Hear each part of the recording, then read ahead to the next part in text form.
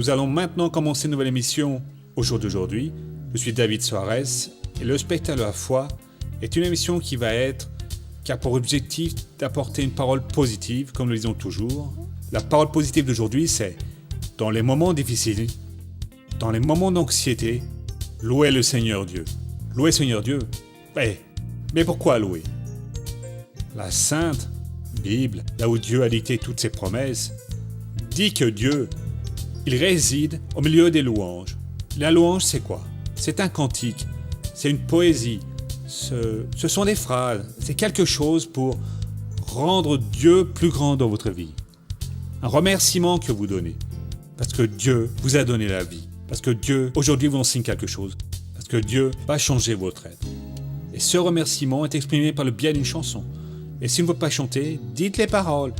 Travaillez spirituellement. Chaque fois que vous allez planter quelque chose dans le monde spirituel, par le biais d'une oraison, d'une prière, d'une louange, vous allez vous donner les possibilités de recueillir de la joie, de grand bonheur, des réalisations dans le futur. Alors si votre situation d'aujourd'hui est difficile, si elle est serrée, commencez dès maintenant chez vous à rendre gloire à Dieu, à glorifier le nom de Dieu, à adorer le Seigneur Jésus. Demandez la paix de Dieu, l'Esprit Saint de venir se poser sur votre vie. Quand vous voyez une paix intérieure surgir en vous, c'est parce que Dieu, il est la paix, il est amour. Et aujourd'hui, nous allons voir ce que l'amour fait. L'amour, nous le verrons dans l'histoire du feuilleton de la vie réelle. Comment Dieu a libéré un jeune du vice de l'alcool. Peut-être que je parle d'une personne qui ne parvient pas à s'en libérer, qui est prisonnière de cela. Mais il y a une libération en Jésus-Christ, un changement, une satisfaction. Commence maintenant le spectacle de la foi avec Eric Soares. D'ici peu, je reviens pour parler avec vous, mesdames, messieurs. Mes frères, je crois que cette semaine va être vraiment bénie. Nous sommes dans Luc au chapitre 15, parlant à propos du fils prodige dans une série que nous avons commencée. Là, au juge 20, verset 16, qui parle de ces 700 gauchers qui lançaient des pierres avec une fronde et atteignaient une mèche de cheveux. Et ce sont des millions de personnes qui parviennent à le faire, de cette manière. Quelqu'un de brésilien m'a demandé « Pourquoi est-ce que vous ne prêchez pas la religion ?» J'ai dit « Parce que je ne crois pas en la religion, je crois en la parole de Dieu. » Cette histoire de religion, c'est une chose que les hommes ont inventée qui les sépare. Je veux que tous les pays comprennent et que vous compreniez que la parole de Dieu est pour nous tous. Sans elle, l'un reste dans le crime, l'autre ici, l'autre là, l'autre à souffrir. Alors qu'avec elle, tout le monde se relève et vit bien. Et Dieu a une bénédiction pour tout le monde. Dans le royaume de Dieu, plus il y a de personnes qui en jouissent, mieux c'est, tous alors seront bénis. Si vous avez une ferme, beaucoup vont vivre de cela, mais ça se termine un jour. Mais avec Dieu, ça ne se les fait pas. C'est en donnant que l'on reçoit. Plus nous croyons, plus Dieu nous donne, nous donnons et Dieu donne et donne encore. Donc nous allons prendre Luc au chapitre 15. Nous en sommes exactement ici au commencement du verset 25. Le père a demandé que l'on mette à son fils le plus beau vêtement, une bague au doigt, des sandales aux pieds, parce qu'il a ordonné de faire une fête, et ils ont commencé à se réjouir. Tout cela, nous l'avons déjà vu. Notre fête commence avec Dieu, et nous nous réjouissons à présent, et ça va durer pour toute l'éternité, et il n'y va pas y avoir de fin. À présent vient le 25, et il dit ainsi « Or, le fils aîné, étant au champ, lorsqu'il revint et s'approcha de la maison, il entendit de la musique et des danses. Il appela un des serviteurs pour lui demander ce qu'il se passait. Ce dernier lui dit « Ton frère est de retour, et parce qu'il lui a été rendu en bonne santé, ton père a abattu le veau engraissé. » Mais il se mit en colère et ne voulait pas entrer. Son père sortit le supplier. Nous allons arrêter ici parce que je pense que nous n'allons pas tout voir tant il y a de matière ici. Et je ne suis pas pressé. Quand Dieu nous donne la révélation, je veux manger doucement pour pouvoir extraire tout ce que Dieu nous donne aujourd'hui. D'ici peu, il peut encore en donner plus. Or, le fils aîné était au champ. Nous avons déjà vu ceci. Le fils aîné était au travail. Il n'était pas un vaurien. Mais il ne suffit pas seulement d'être un travailleur dans la foi. Il y a encore bien d'autres choses qui doivent être faites. Par exemple, il y a des gens qui veulent juste aller à l'église le jour où il va y avoir la prière de la cure divine. C'est bien de venir ce jour-là. Mais c'est bien aussi de venir le jour où le pasteur va enseigner la parole. C'est bien de venir le jour du culte de la prière. Nous en avons tous besoin. Vous devez venir au culte de la prière, faire un exercice spirituel. De temps à autre, il faut faire un jeûne pour se libérer de la chair. Vous avez besoin d'évangéliser. Parfois essuyer un refus et devenir tout rouge. D'autres fois être content parce que vous avez donné la parole et vous avez touché un cœur. Cela va vous rendre meilleur. Vous devez vous entraîner spirituellement.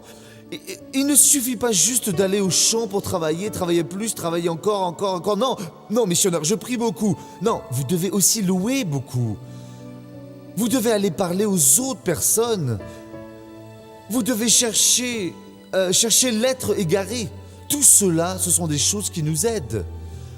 La personne qui ne mange qu'un aliment, elle ne va pas être en bonne santé. Il faut varier les aliments. Et donc ici, ce fils qui était au champ pour travailler, je vais arriver à ce point-là ici, lorsqu'il revint et s'approcha de la maison, il entendit de la musique et des danses. Beaucoup de gens sont dans cette phase. Ils s'approchent de la maison de Dieu, aux réunions de guérison, ils sont présents. Ils voient Dieu rallonger un bras, comme il a déjà fait ici, un bras plus court de 18 cm. Ils voient Dieu guérir un cancer. Mais ils ne vont pas à l'intérieur de la maison. Quand vous n'entrez pas dans la maison de Dieu, vous ne vous engagez pas avec l'Esprit de Dieu. Faites attention à cette parole. Un mauvais esprit peut entrer dans votre cœur, même si vous êtes bien intentionné.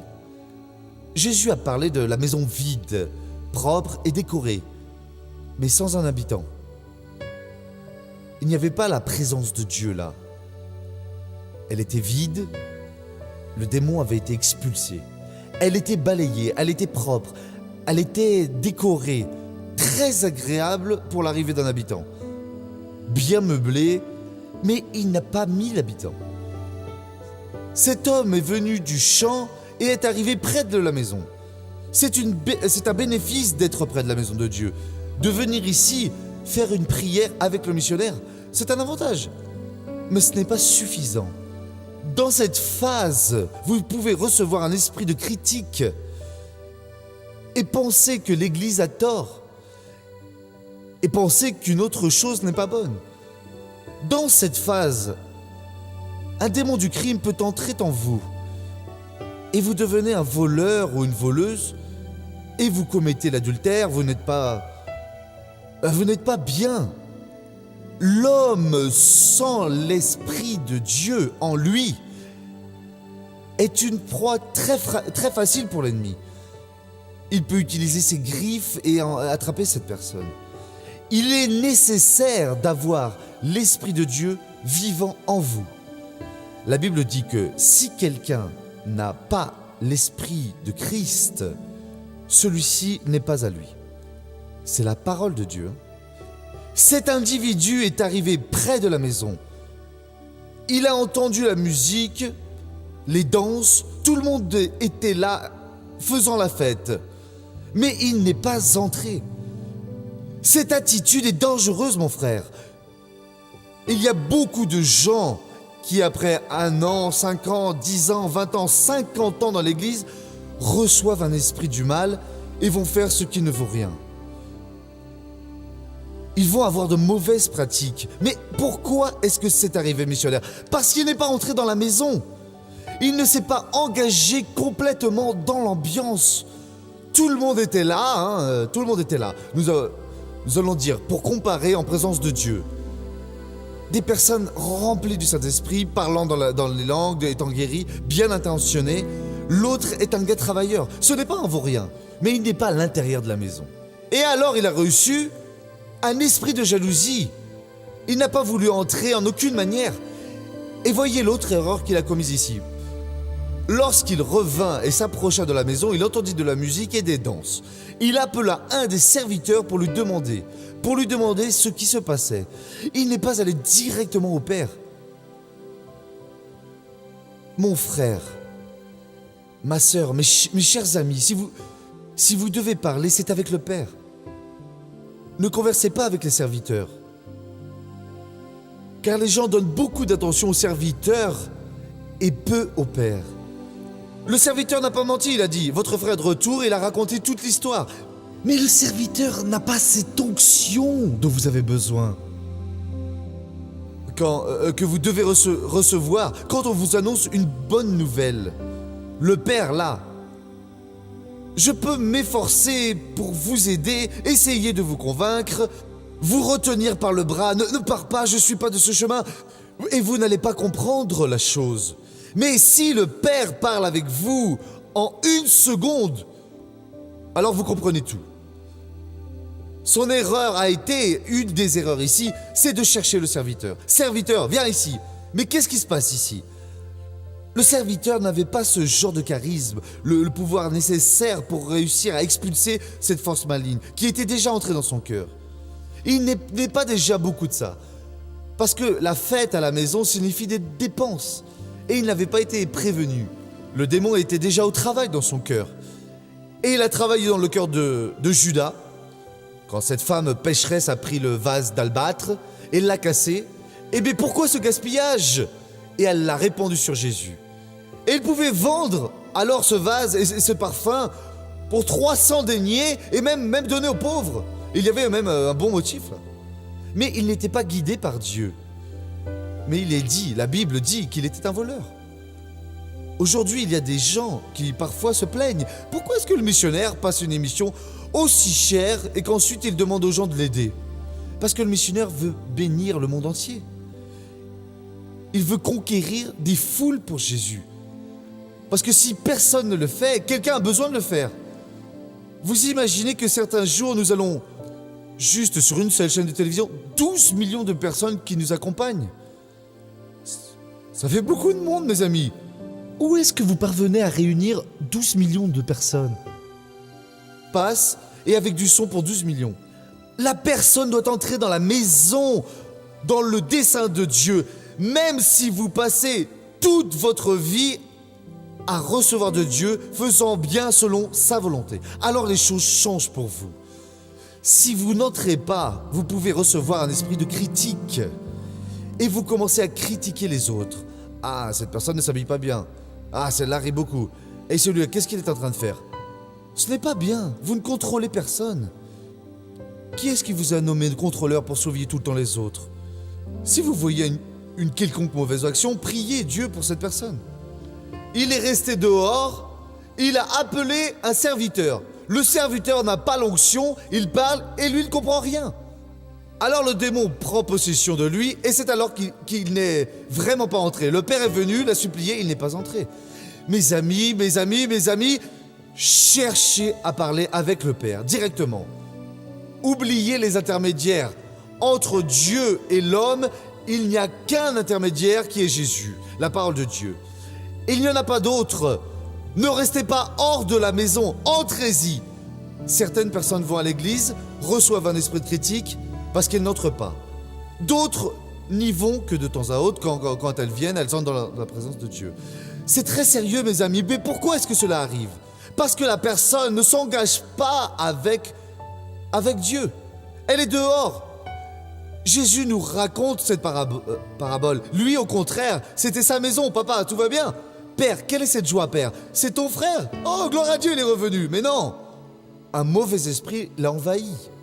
Ne laissez pas l'esprit du mal vous dominer. Vous allez vers la lumière pour sortir des ténèbres. Et plus vous allez marcher dans la lumière, moins les ténèbres vont exister dans votre vie.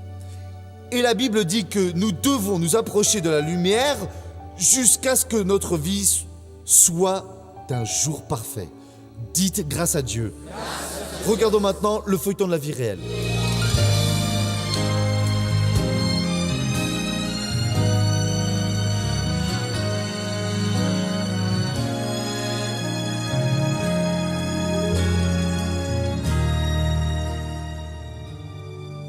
Pour commémorer la naissance de sa fille, Michael, qui était évangélique, a bu une boisson alcoolique et à partir de ce jour-là, l'alcoolisme a changé sa vie et celle de sa famille.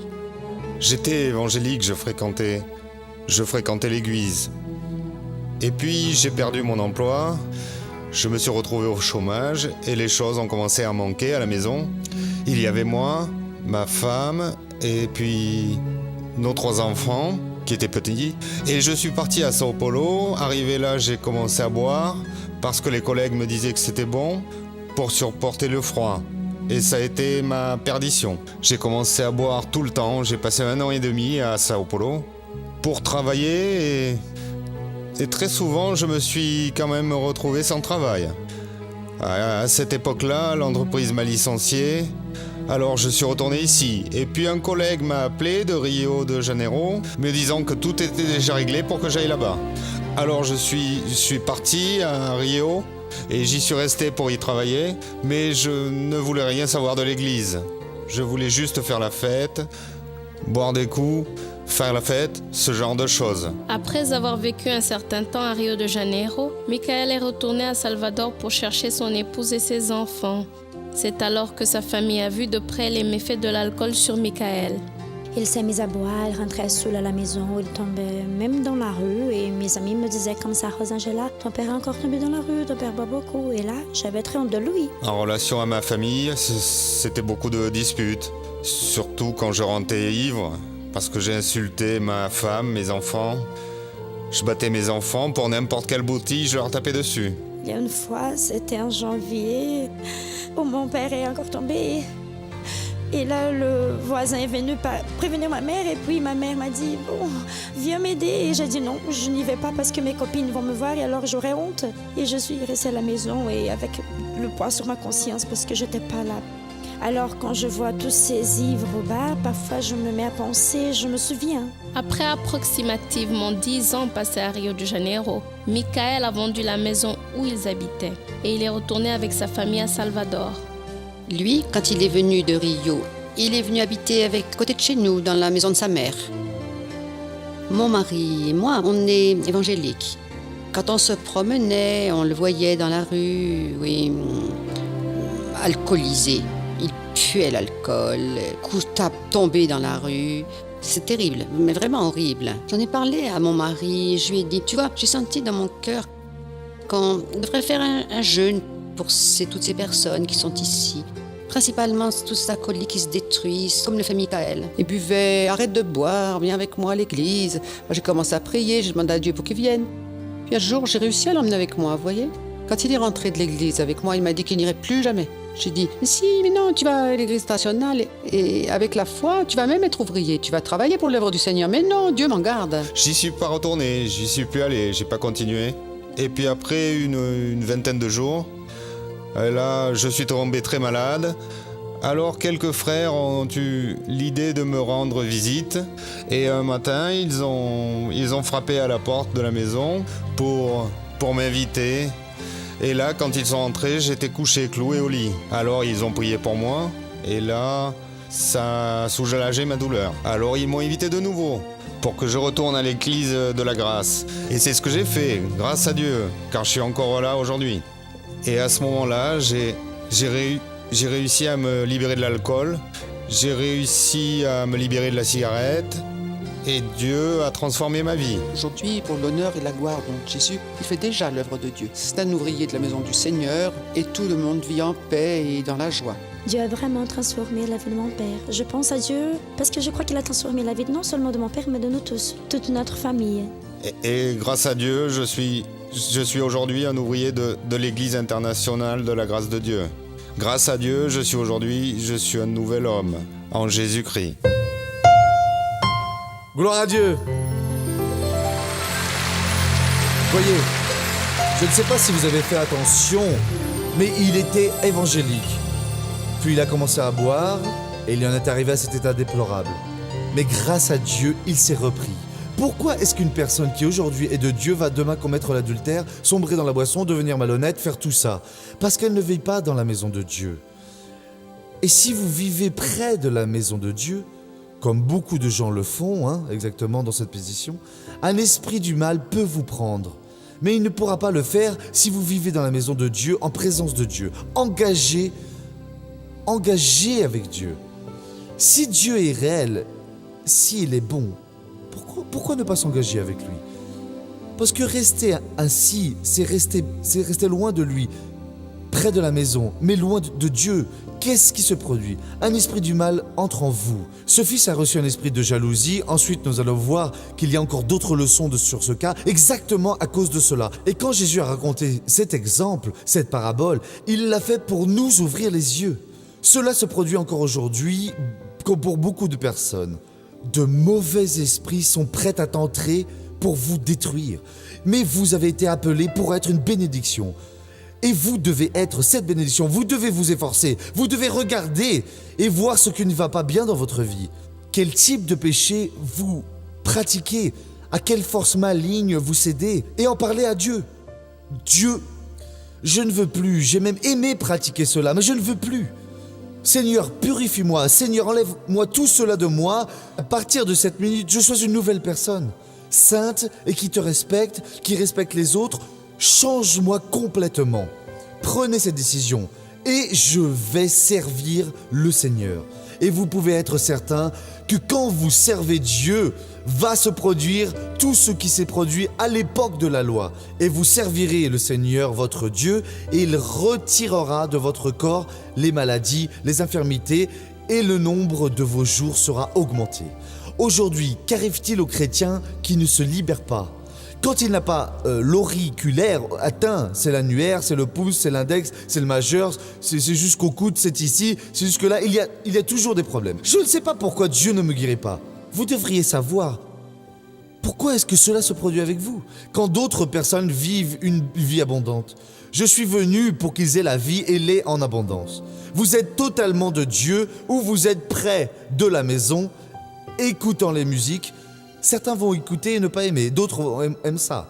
C'est le bruit des danses, ils peuvent même voir les gens qui dansent, certains critiquent, d'autres apprécient vraiment. Mais pourquoi vous n'y allez pas? La maison est ouverte, la porte c'est Jésus.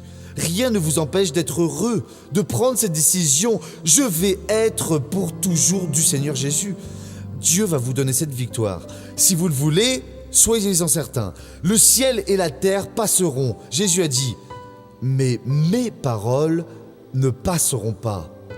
Venez, venez à moi, vous tous qui peinez sous la charge, moi je vous donnerai le repos. Une invitation et une promesse.